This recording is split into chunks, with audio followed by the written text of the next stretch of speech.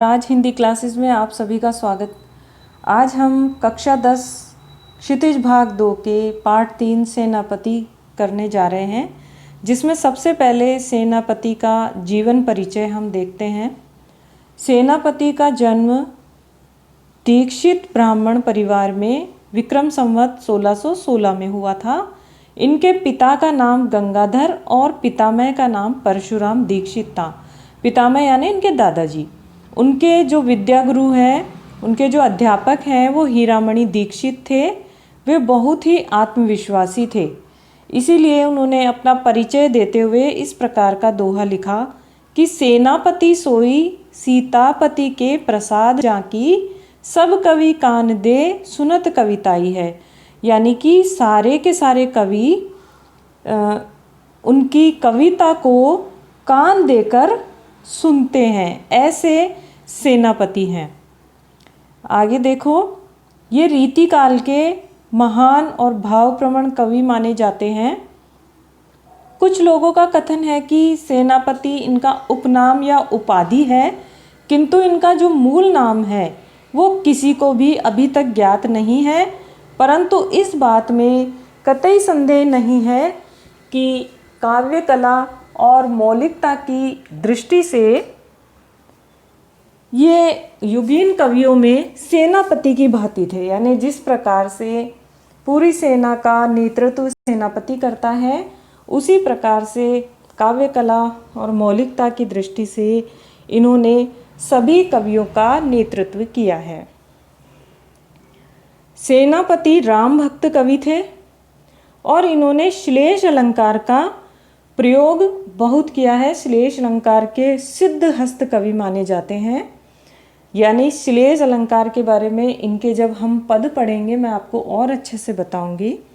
उन्होंने किसी कवि का अनुसरण नहीं किया, यानी किसी कवि को देख करके या उनकी नकल किसी भी प्रकार से इन्होंने नहीं की। ये रीतिबद्ध कवियों की श्रेणी में आते हैं। देखिए, 3 प्रकार के रीति काल के कवि माने जाते हैं: रीतिबद्ध, रीति मुक्त और रीति सिद्ध। रीतिबद्ध वे होते हैं जो रीति के अनुसार, नियमों के अनुसार छंदबद्ध कविताएं लिखते थे। और रीति मुक्त वे कवि माने जाते हैं जिन्होंने किसी प्रकार के नियमों का अनुसरण नहीं किया, जिन्होंने किसी प्रकार के कोई लक्षण ग्रंथ नहीं लिखे।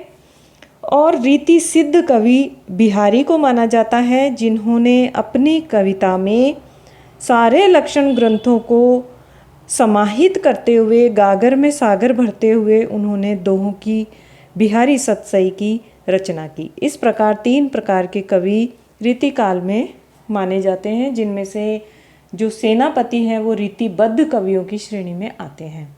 इनकी 2 रचनाएं प्रसिद्ध हैं, काव्य कल्पद्रुम और कवित्त रत्नाकर। काव्य कल्पद्रुम इनका अप्राप्य है, यानी कि प्राप्त नहीं हुआ है, शास्त्रीय ग्रंथ रहा होगा ऐसा माना जाता है। इनके कवित्वों में अलंकार और रस ध्वनि के उदाहरण एक से बढ़कर एक मिलते हैं। इन्होंने अलंकार संप्रदाय का अनुसरण किया, रीतिबद्ध हैं, श्लेष अलंकार का प्रयोग किया, अलंकार संप्रदाय का अनुसरण किया। ये महत्वपूर्ण बातें हैं। इनकी 2 जो रचनाएं हैं, काव्य कल्पद्रुम और कवित्त रत्नाकर, ये दोनों महत्वपूर्ण हैं, याद रखना चाहिए। सेनापति ब्रज भाषा के कवि हैं, महत्वपूर्ण बात है। साधारण शब्द भी उनके हाथ में आते ही सैनिक की भांति सशक्त बन जाते हैं। वे फारसी शब्दों का भी प्रयोग करते थे।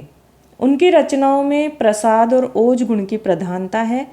प्रसाद ओज गुण जो है, जब हम गुण करेंगे उसको और अच्छी तरह से करेंगे। प्रसाद गुण का मतलब होता है कि अपनी बात को सीधे साधे मधुर तरीके से कह देना, और ओज गुण का मतलब है जिसमें वीरता का भाव झलकता है, ऐसी कविता करना। परिमार्जित भाषा का प्रयोग किया है और भाव गांभीर्य उनके काव्य में दृष्टिगोचर होता है। अब देखिए, उनकी जीवन परिचय और उनकी कविता के बारे में जानने के पश्चात हमारे पाठ में जो कविताएं, जो कवित्त इन्होंने दिए हैं, उन कवित्वों में क्या है, उनमें ऋतु वर्णन है, और सेनापति ने प्रौढ़ और प्रांजल नमूना ऋतु वर्णन का दिया है।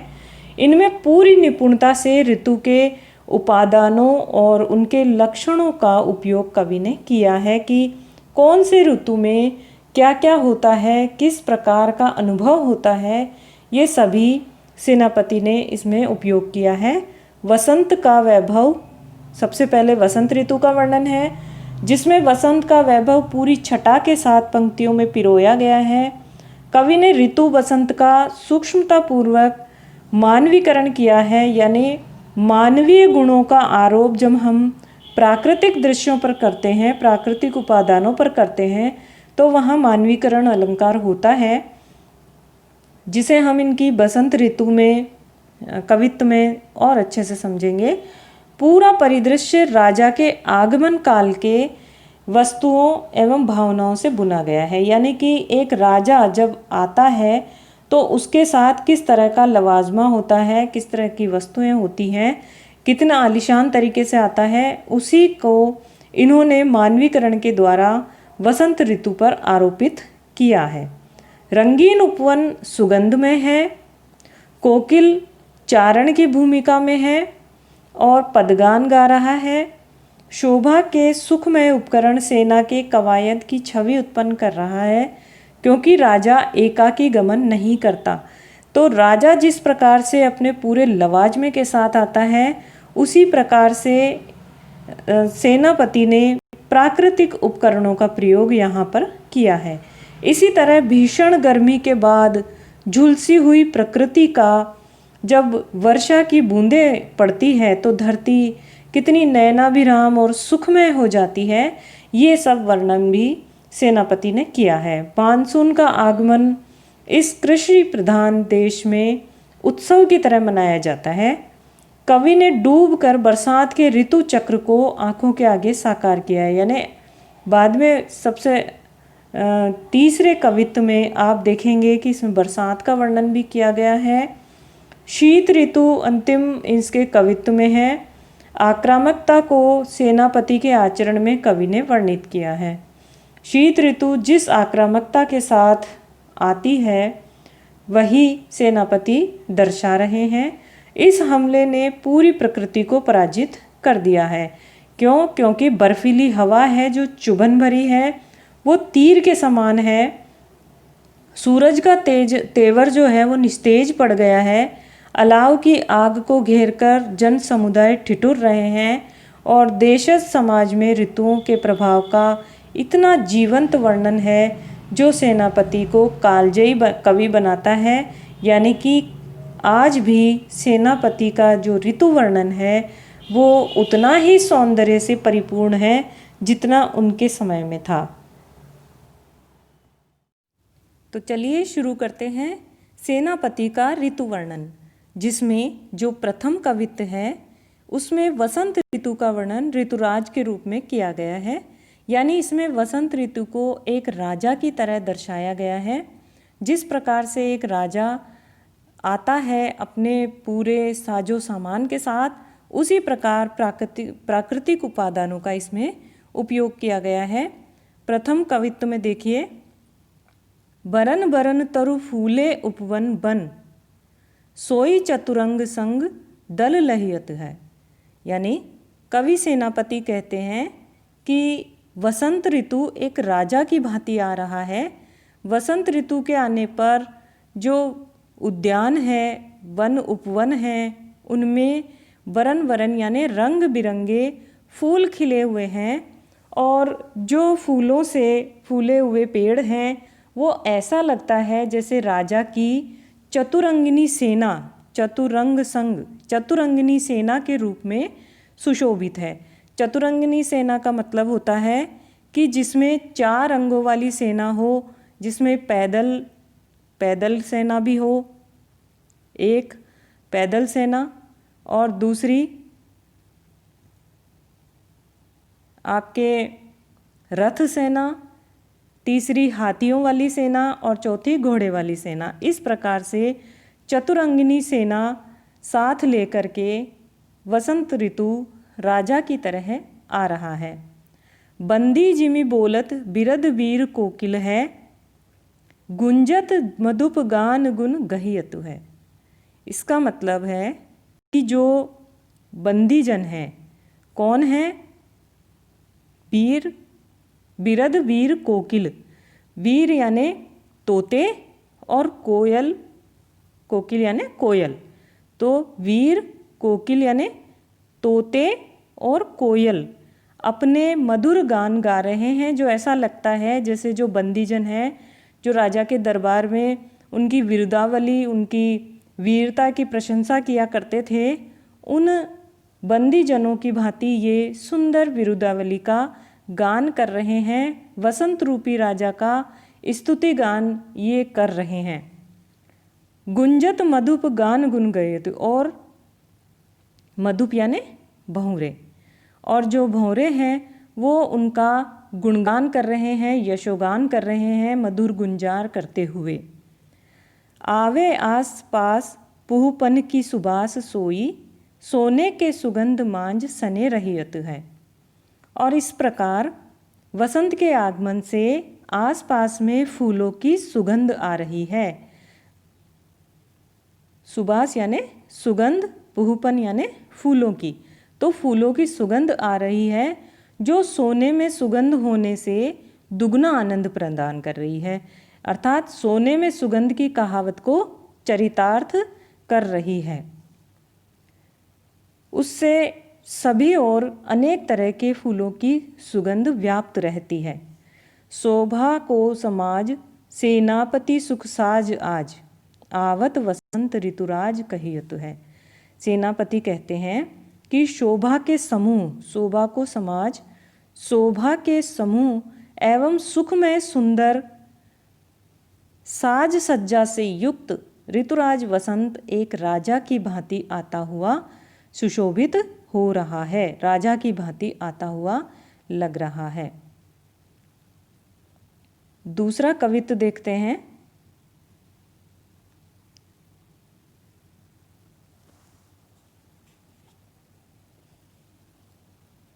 देखे छिति अंबर जले है चारी ओर छोर, तिन तरवर सभी को रूप हर्यो है।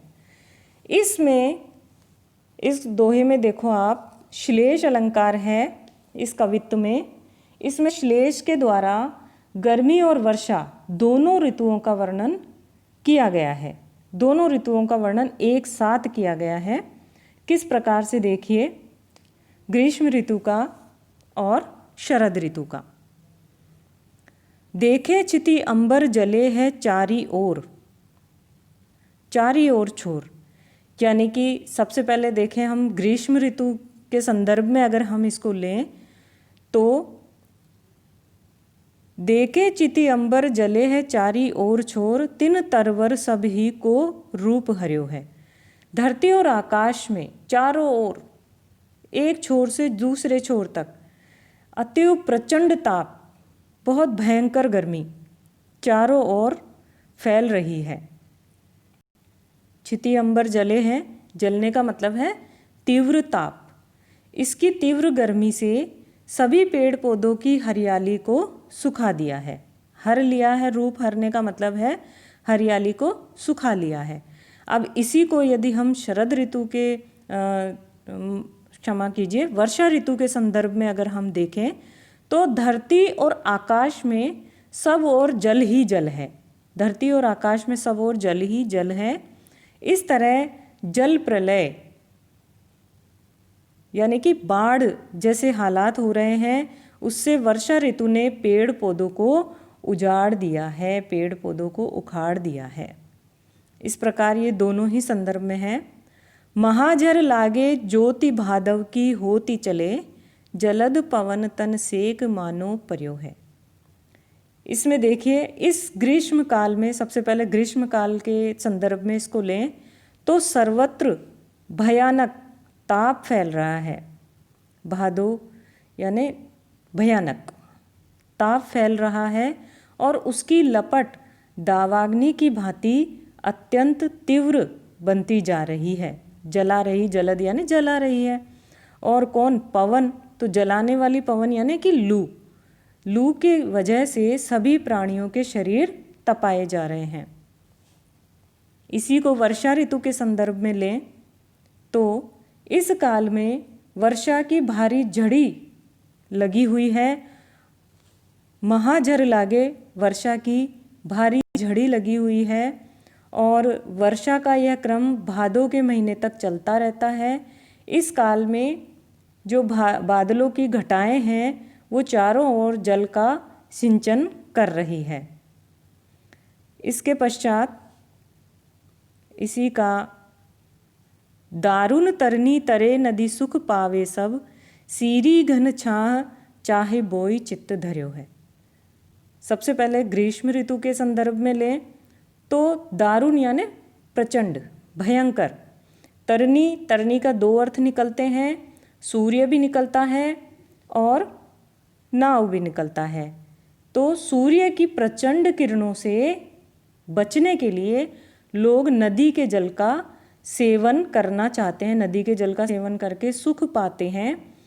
और पेड़ पौधों की घनी छाया में घन छाह यानी घनी छाया में रहने की अभिलाषा मन में करते हैं। चाय बोई यानी अभिलाषा, अपने मन में ये चाहते हैं कि हम पेड़ों की घनी छाँव में ही बैठे रहें गर्मी के मौसम में।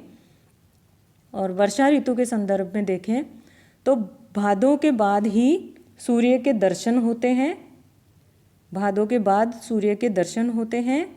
और बरसात में नदी को नाव में सवार होकर ही पार किया जा सकता है, नदी से ही पार किया जा सकता है, उसके अलावा कठिन हो जाता है। तो इस काल में सब लोग घने बादलों की छाया में घिरे रहते हैं। घन छाह, यहाँ घने बादलों की छाया है और वहाँ पेड़ों की घनी छाया है। इस प्रकार एक ही शब्द से श्लेष अलंकार का पूरा सौंदर्य यहाँ हमें देखने को मिल रहा है। तो इस काल में सब लोग घने बादलों की छाया में घिरे रहते हैं और अपने जो शरीर है को जल वर्षा से बचाने का प्रयास करते हैं, जल वर्षा से बचाने की अभिलाषा रखते हैं। देखो चतुराई सेनापति कविताई कीजू, ग्रीष्म विषम बरसा की सम कर्यो है। सेनापति कहते हैं कि यह मेरी कविता की ही चतुराई है, मेरी कविता का ही चमत्कार है कि मैंने वर्षा ऋतु का भी ग्रीष्म ऋतु की तरह चमत्कारपूर्ण वर्णन कर दिया है। इस प्रकार यह जो पूरा कवित्व है वो श्लेष अलंकार इसमें प्रमुख रूप से हमें दिखाई देता है। अगला कवित्व देखें। दामिनी दमक सुरचाप की चमक, श्याम घटा की झमक अति घोर घनघोर है। हे सखी, इसमें एक जो सखी है, विरहिणी नायिका है, उनका संदर्भ है कि वर्षा ऋतु के आगमन पर कोई विरहिणी नायिका अपनी सखी से कह रही है कि हे सखी, सावन का महीना आ गया है और दामिनी दमक यानी बिजली चमक रही है और सुरचाप यानी इंद्रधनुष भी आकाश में चमक रहा है, शोभित हो रहा है और काले काले बादलों की घटाएं घनघोर रूप से गर्जनाएं कर रही है। झमक यानी गर्जनाएं कर रही है, घोर घनघोर घटाएं। और कोकिला कलापी कल कूंजत है चित चित, सीकर ते शीतल समीर की झकोर थे।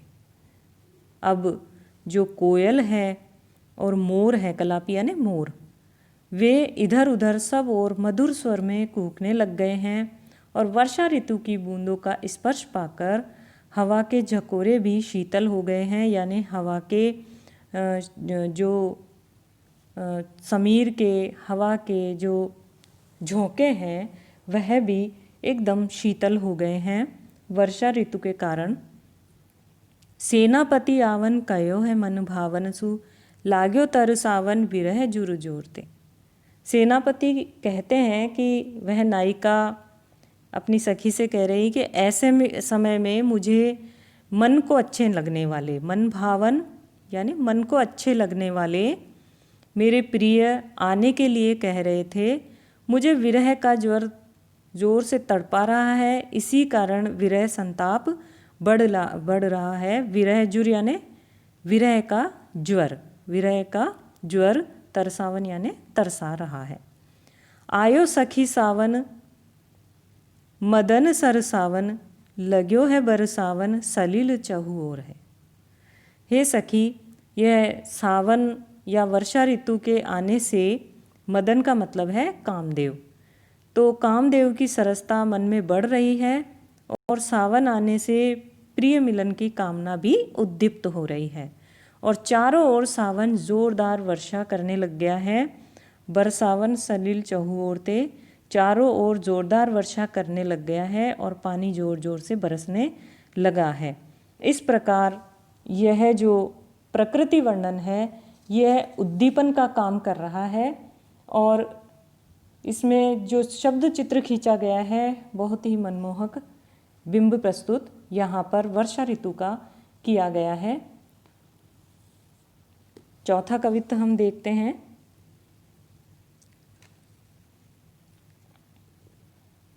शीत को प्रबल सेनापति कोपि चढ़्यो दल, निबल अनल गयो सूर्य सियराई के, हिम के समीर तई बरसे विषम तीर, रही है गरम भून कोनन में जाई के।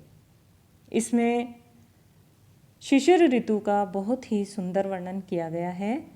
कवि सेनापति कहते हैं कि शीत इतना प्रबल है कि जैसे सेना का दल आ रहा हो। शिशिर ऋतु में सर्दी की अधिकता का प्रकोप सब ओर फैल जाता है और शीत ऋतु की शक्तिशाली सेना सभी पर चढ़ाई कर देती है। सेनापति कोपि चढ़्यो दल यानी शीत ऋतु की प्रचंडता सेना की प्रचंडता के समान सामने आ रही है और उसकी सेना या शक्ति के सामने आग भी कमज़ोर पड़ जाती है, यानी सूर्य भी ठंडा हो जाता है। निबल अनल यानी आग कमज़ोर पड़ जाती है, सूर्य सियराई यानी सूर्य भी ठंडा पड़ जाता है। हिम के समीर तेई बरसे विषम तीर, रही है गरम भौन कोनन में जाई के। और शीत ऋतु की जो बर्फीली हवा है वो इस तरह से चलने लगती है कि जैसे पैने तीर बरस रहे हो। हिम के समीर यानी बर्फीली हवा, बरसे विषम तीर की भांति चुभने वाली हवा चल रही है। और इस ऋतु में सर्दी से बचने के लिए लोग आग को घेर कर बैठे रहते हैं। धूम नैन बहे लोग आगी पर गिरे रहे, हिये सो लगाई रहे नैन सुलगाई के। और कवि सेनापति कहते हैं कि मानो सर्दी से अत्यधिक भयभीत होकर के और लोग अपने हाथ फैलाकर आग को अपनी छाती की छाया में छिपाकर रखना चाहते हैं। धूम नैन बहे लोग आग पर गिरे रहे, और लोग आग पर ही गिरते रह रहे हैं, आग पर गिरना चाहते हैं। हिये सो लगाई रहे नेक सुलगाई के, और उसको आग को सुलगाकर और अपने हृदय से ही लगाए रहते हैं। मानो भीत जानी, और मानो भयभीत होने के कारण महाशीत यानी महान इतनी प्रचंड सर्दी से भयभीत होने के कारण पसारी पानी यानी अपने हाथों को पसार कर छतिया की छाह यानी अपनी छाती की छाया में पाउक यानी आग को छिपाकर रखना चाहते हैं। इस प्रकार शिशिर ऋतु का प्राकृतिक वातावरण का स्वाभाविक रूप से इन्होंने वर्णन किया है। और सर्दी से आग का ताप कमज़ोर पड़ना, सूर्य का तेज कम होना, ये सभी मानव व्यापारों का आरोप इसमें किया गया है। अनुप्रास, उत्प्रेक्षा और मानवीकरण अलंकार इसमें है। तो इस प्रकार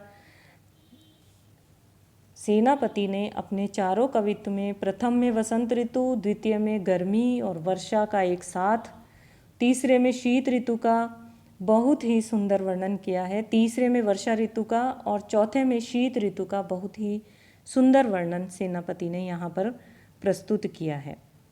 तो इस प्रकार इस पाठ में 4 कवित्व आपके सामने हैं। यदि आपको समझ में आए तो आप वीडियो को लाइक करें, शेयर करें और चैनल को सब्सक्राइब करें।